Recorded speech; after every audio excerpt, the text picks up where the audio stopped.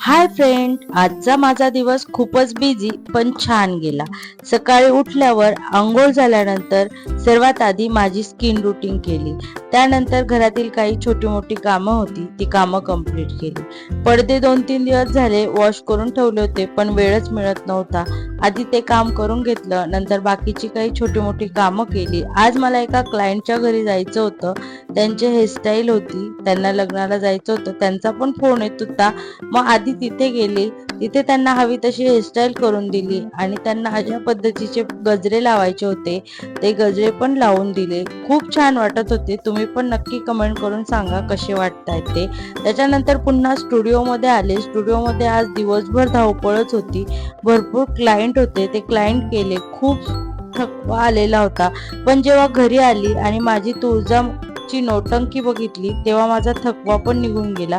तिला आज स्कूलमध्ये काय मिळाले ते सर्व मला दाखवायची घाई झाली होती. तिने सर्व मला दाखवलं आणि तिच्या कोणत्या फ्रेंडचा बर्थडे होता ते पण मला तिने सांगितलं. अशा छोट्या छोट्या गोष्टींमुळे दिवसाचा थकवा पण निघून जातो.